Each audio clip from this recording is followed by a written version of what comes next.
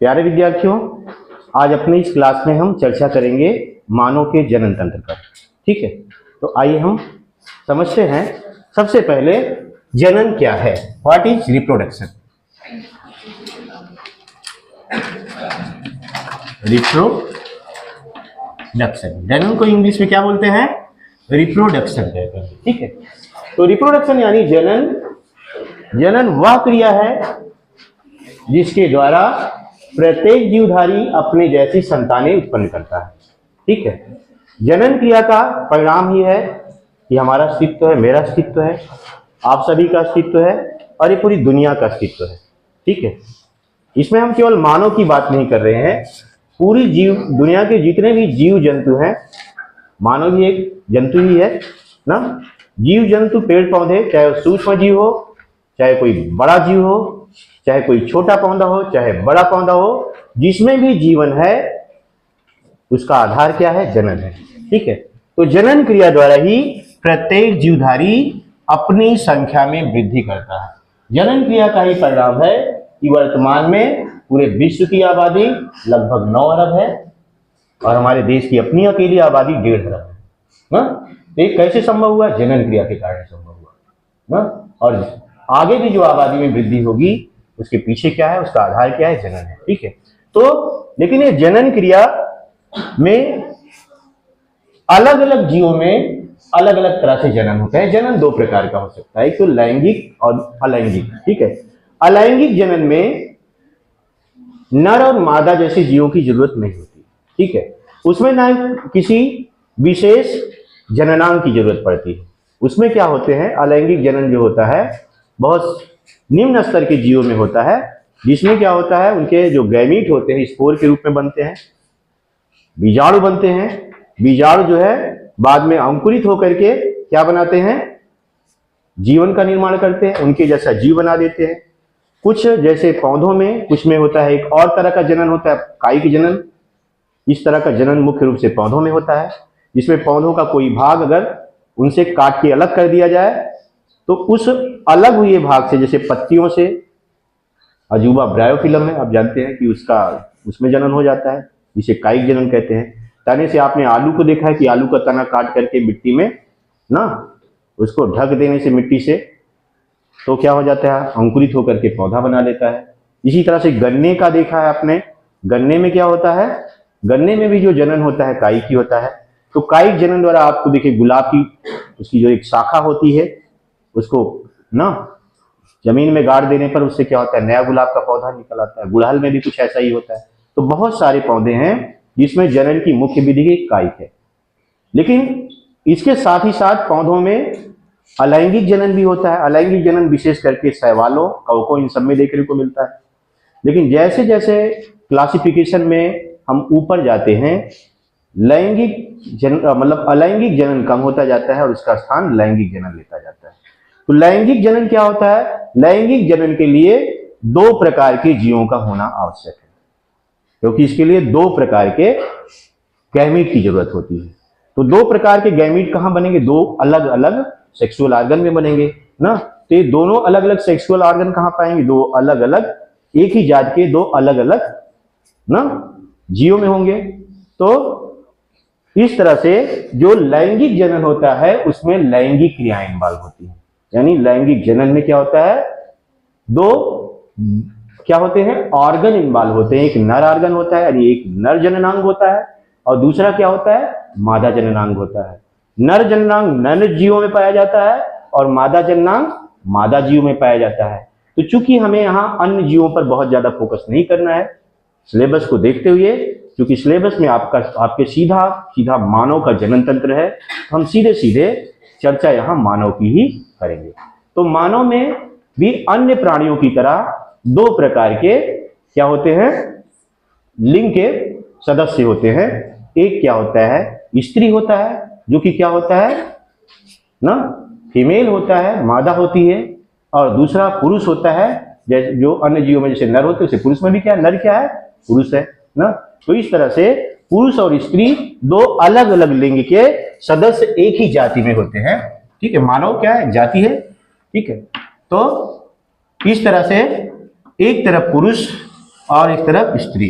तो पुरुष में जो जननांग होंगे उन्हें क्या कहेंगे, पुरुष के जननांग, और जो स्त्री में जननांग होंगे उनको क्या कहेंगे, स्त्री के जननांग। ठीक है, तो इस तरह से हम मानव के प्रजनन तंत्र को, जो रिप्रोडक्शन है, तो इसमें हम क्या लिखेंगे, रिप्रोडक्शन तो आपने समझ लिया कि प्रत्येक जीवधारी अपने जैसी संतानें उत्पन्न करता है, जिसे क्या कहा जाता है, जनन कहा जाता है। तो अब हम सीधे सीधे आपके सिलेबस के हिसाब से किस पे चर्चा करेंगे, reproduction of in human being, यानी मानव में क्या है, जनन की चर्चा करेंगे हम।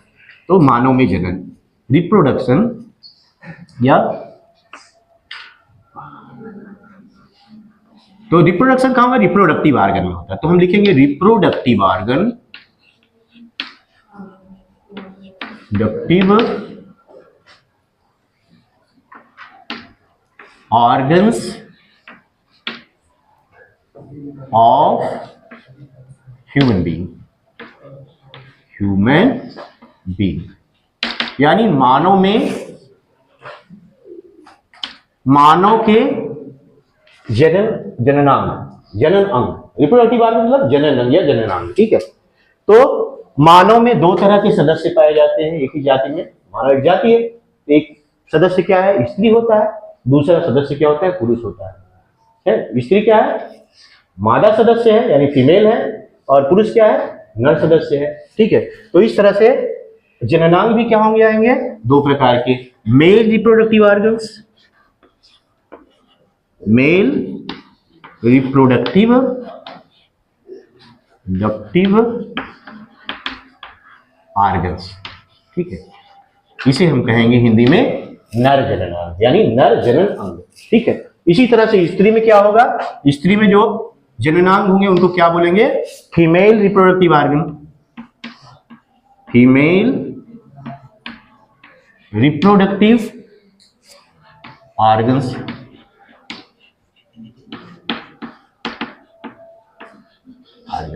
ठीक है, तो नर के जननांग और स्त्री के जननांग, यानी पुरुष के जननांग और स्त्री के जननांग।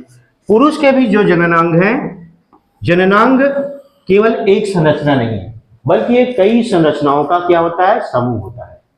इसमें एक मुख्य जननांग होता है और बाकी सहायक जननांग होते हैं। मुख्य जननांग वह जननांग होता है जिसके बिना जनन क्रिया असंभव होती है। ठीक है, और सहायक जननांग वह जननांग होते हैं जो जनन में सहायता करते हैं। अगर इनको हम अलग भी कर दे, निकाल भी दे, तो जनन क्रिया पर कोई विशेष प्रभाव नहीं पड़ेगा, उसके बावजूद भी जनन क्रिया संपन्न कराई जा सकती है।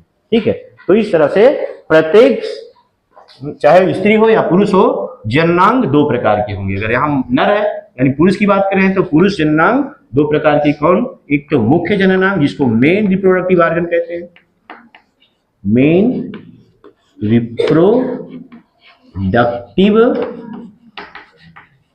ऑर्गन। ठीक है, मुख्य जनन अंग, तो पुरुष का मुख्य, और दूसरा क्या है, एक्सेसरी रिप्रोडक्टिव ऑर्गन यानी सहायक जनन अंग। ठीक है, तो इसको कहेंगे एक्सेसरी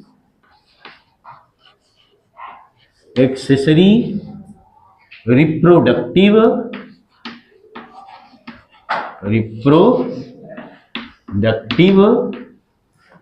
ऑर्गन। तो इस तरह से पुरुष के जो जननांग है वो दो प्रकार के हैं। एक तो मुख्य जननांग जिसके बिना जनन क्रिया असंभव है। पुरुष का मुख्य जननांग है उसके दो टेस्टिस, क्या है, दो टेस्टिकल्स हैं जो उसके थाई रीजन में यानी शरीर के बाहर, टेस्टिकल सैक्स में यानी टेस्टिस। ठीक है, ये टेस्टिस क्या है, पुरुष के नर जननांग होते हैं, ये मुख्य जननांग होते हैं, इनके बिना जनन क्रिया असंभव है, क्योंकि जनन क्रिया को संपन्न करने वाले नर युग्मक इन्हीं टेस्टिकल में ही बनते हैं। अगर टेस्टिकल को निकाल दिया जाए तो नर युग्मकों का निर्माण असंभव है। नर युग्मक के अभाव में जनन क्रिया की हम कल्पना नहीं कर सकते।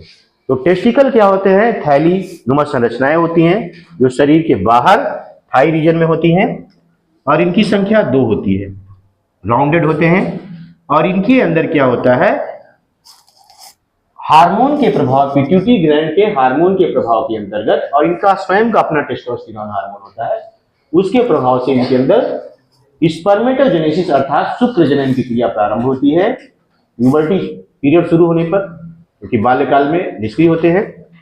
और प्यूबर्टी पीरियड शुरू होने के साथ ही इनमें क्या है, जनन क्रिया को संपादित करने वाले नर युग्म को शुक्राणुओं का निर्माण प्रारंभ हो जाता है। ठीक है, तो क्योंकि शुक्राणु टेस्टिस में बनते हैं और बिना शुक्राणुओं के जनन क्रिया होना असंभव है, इसलिए टेस्टिस को क्या माना जाता है, मुख्य जननांग माना जाता है। ठीक है, अब इसके अलावा टेस्टिस के अलावा बाकी जो जननांग हैं पुरुष के, वो क्या है, ये सहायक जननांग होंगे जिनके बिना जनन क्रिया हो सकती है। भाई हम एक स्पर्म हो तो हम टेस्ट ट्यूब में भी फर्टिलाइजेशन करा सकते हैं ना। जो सहायक जननांग होते हैं फर्टिलाइजेशन के लिए वो मटेरियल, इसको टेस्टिस के जो शुक्राणु है उसको फीमेल तक पहुंचाने का काम केवल करते हैं। ठीक है, वो मुख्य जननांग नहीं, इनको सीधे सीधे भी पहुंचाया जा सकता है अन्य माध्यमों से। ठीक है, तो क्योंकि टेस्टिस के बिना जनन क्रिया होना असंभव है, इसलिए इसको मुख्य जननांग कहते हैं। तो टेस्टिकल क्या हो गया, ये मुख्य जननांग हो गया, दो टेस्टिस। सॉरी, अब सहायक जननांग की बात करें तो पुरुष के जो सहायक जननांग हैं उनमें आता है सबसे पहले टेस्टिस तो हो गया, टेस्टिस से निकलने वाली जो संरचनाएं हैं,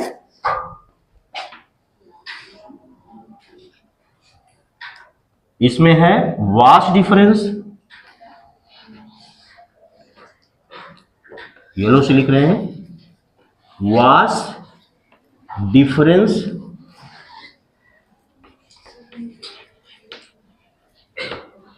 शुक्र को वहन करने वाली नलिका है।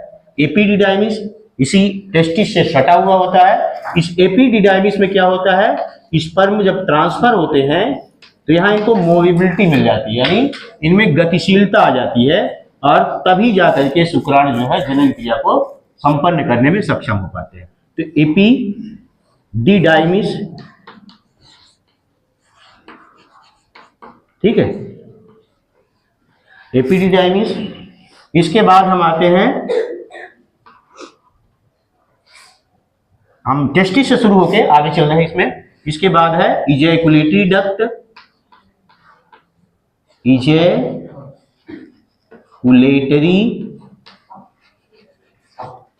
डक्ट।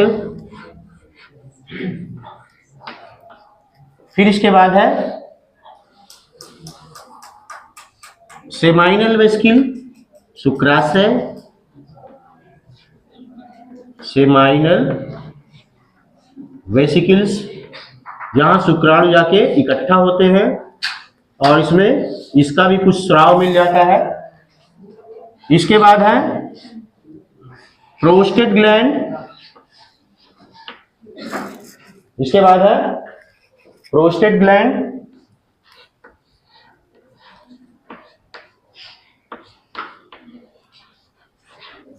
अब इसको हम डायग्राम के द्वारा पूरा स्पष्ट कर देंगे। ठीक है, अभी तो एक फ्लो चार्ट में हम इसको एक्सप्रेस कर रहे हैं। तो प्रोस्टेट ग्लैंड, फिर इसके बाद काउपर की ग्लैंड है, काउपर की ग्रंथि है, काउपर्स ग्लैंड, काउपर्स ग्लैंड, और फिर इसके बाद है इन सभी को जो इसमें मटेरियल बन रहा है सब चीजों के मिलने से है पेनिस। इसको हिंदी में शिश्न कहा जाता है। एक तरह का इंटरमिटेंट ऑर्गन है, यानी ये मटेरियल को ट्रांसफर करने का काम करता है, इसका नाम है पेनिस।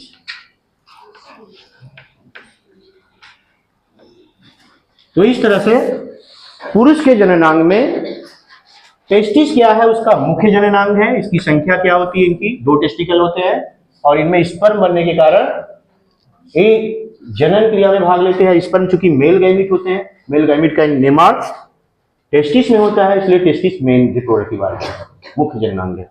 इसके अलावा जो सहायक जननांग है, तो क्या करते हैं, इन स्पर्म को फीमेल पार्ट तक पहुंचाने का काम करते हैं, इसलिए क्या है, सहायक जननांग है।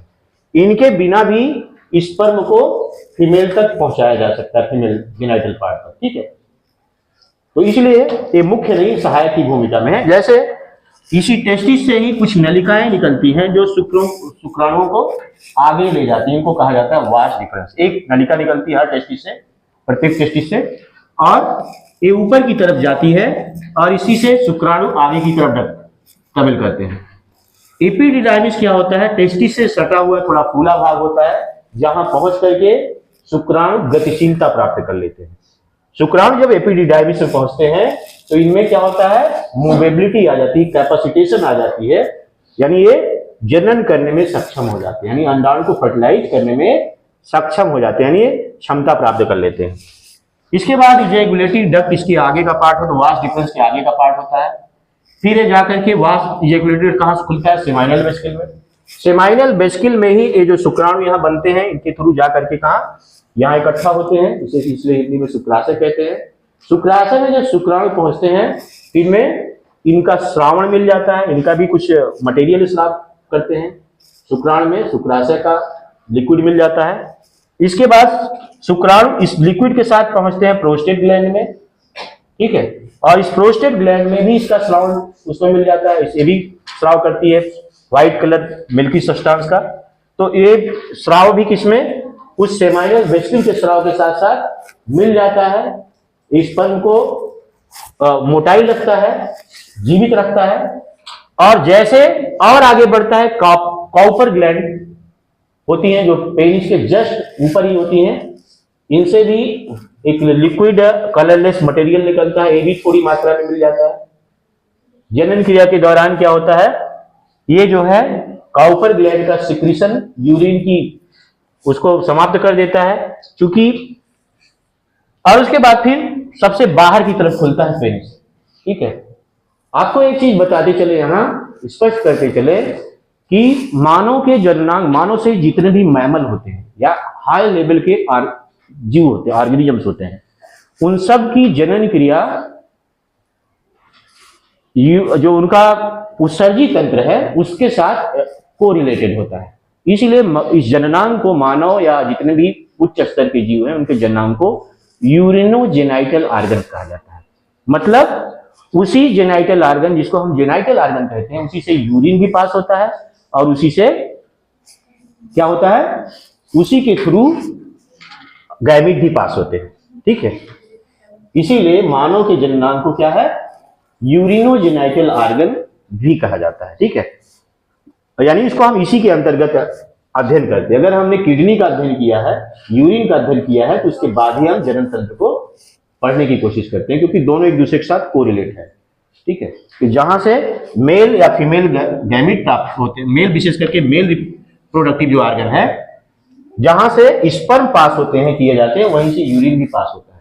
तो उस यूरिन की अम्लीयता को समाप्त करना जरूरी होता है। उसके लिए कॉपर ग्लैंड एक क्षारीय एल्कलाइन मटेरियल स्रावित करती है, लिक्विड स्रावित करती है, जो उस यूरिन की अम्लीयता को समाप्त कर देता है। क्योंकि वो अम्लीयता क्या है? शुक्राणुओं के लिए हानिकारक होती है, उसमें शुक्राणुओं की डेथ हो सकती है, ठीक है। तो उस अम्लीयता को समाप्त कर देता है और साथ ही साथ मार्ग को चिकना बना देता है, जिसके कारण जो रिप्रोडक्टिव फ्लूइड होता है, जिसको सीमेन कहा जाता है इंग्लिश में, हिंदी में भी कहा जाता है, वो क्या होता है? इस रास्ते से होता हुआ यहाँ सेमाइनल वेसिकल में जहां इकट्ठा था, यहाँ से होता हुआ प्रोस्टेट ग्लैंड में आता है। प्रोस्टेट ग्लैंड से कॉपर ग्लैंड का भी इसमें स्राव मिलता है, और फिर पेनिस द्वारा फीमेल जेनाइटल पार्ट में क्या किया जाता है? पोर कर दिया जाता है, उगल दिया जाता है, ठीक है। तो इस तरह से ये है मानव में नर का जननांग, यानी पुरुष के जननांग, ठीक है। अब इसको हम विद डायग्राम समझने की कोशिश करते हैं। इतना आपके समझ में आ गया? इतना आप नोट कर लीजिए। तो फिर हम मेल जेनाइटल ऑर्गन, यानी उसका जो जननांग है, पुरुष का जो जननांग है, मुख्य जननांग और सहायक जननांग, दोनों का हम चित्र ड्रा करके फिर इस पर डिस्कस करते हैं। तो ठीक है, इतना।